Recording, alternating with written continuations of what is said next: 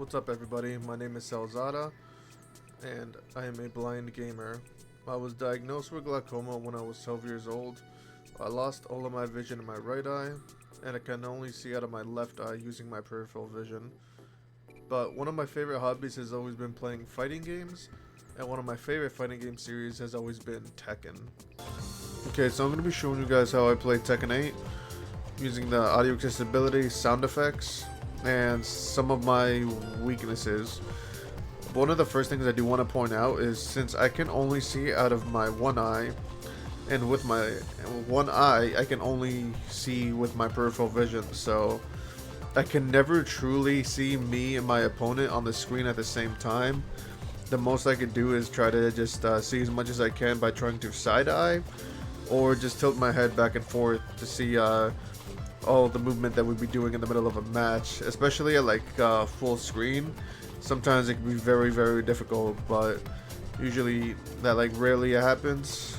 And because of me only having peripheral vision, trying to be able to tell if I'm gonna get get the wall or not can be very difficult, because I can't tell how close or far away I am from the wall to tell if I'm gonna go to wall splat combo or not, or if I should go for a different combo route. So first thing I want to talk about is accessibility, more specifically the audio cues that are built into the game. So first up, when me or my opponent uses heat burst, there's a big animation and you hear that dramatic sound effect. And when they use a move that requires heat, there's a small little ding sound that I hear, and that as well that you just heard. When I hear that, I know that my opponent is probably out of heat, and I shouldn't have to worry about that anymore. For rage, same thing. When my opponent's health gets low enough, or me, I hear that, I'm like, okay, now either one of us are in rage, and it's something to keep an eye out for. Now, counter hits are a little weird. So if I just get a down back 4, and I get that, I'm like, okay, no counter hit, but there's obviously a big animation, they react differently on hit, but there's a big explosion sound effect that helps me react to, like, okay, that's a counter hit, time to go for like a big combo.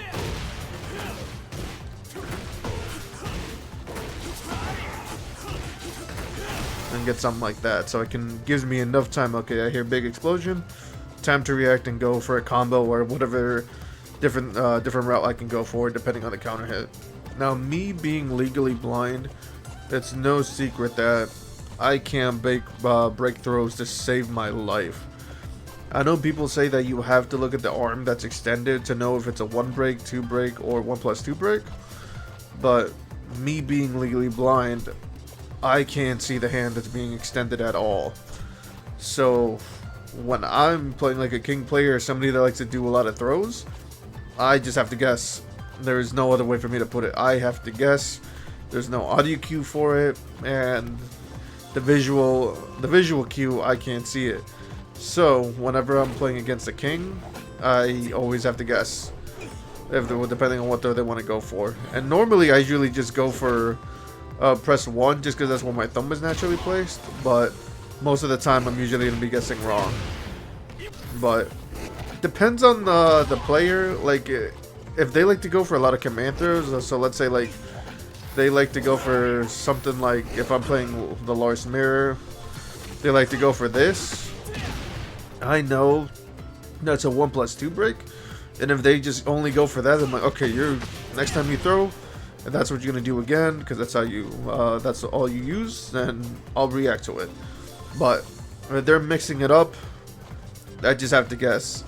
Like, most of the time I get lucky, but against King, it is a nightmare to try to react to throws playing against that guy, especially with a lot of the setups that he has and some of the strings that he does that lead to throws. And that's something else I'm gonna want to talk about, is strings and knowing when a string ends in a high or ends in a low and stuff like that. So another thing I struggle with is flowchart spam with certain characters. It's already difficult for me to be able to distinguish different string animations to know if it's a high or a low, or if it's safe or if it's punishable. But with characters like Nina and Huarang, it can be very difficult if they do a bunch of flowchart spam, and that's another one of my greatest weaknesses. I also saw online that another player had recommended an idea to the developers that if people who are visually impaired can't see the hand that's extended to break the throws, he recommended something like an audio cue that we would hear to know if it's a 1 break, 2 break, or a 1+2 break. And I'll show you guys a little demonstration video he made. 1, 1, 2, 2, 3, 3. But yeah, that is a brief rundown on how I play Tekken 8. Some of my weaknesses and some of the things I have to do to kind of play the game at a decent level. And I've made it to Fujin with Lars, and I do plan on trying to climb higher in the ranks. So if you guys are interested in seeing me play and want to check me out, I do stream on Twitch Monday to Friday, Salzada. And if you guys want to play some games, I do have a Discord. The link to my Discord will be on my Twitch page, and I'll link it somewhere in my TikTok.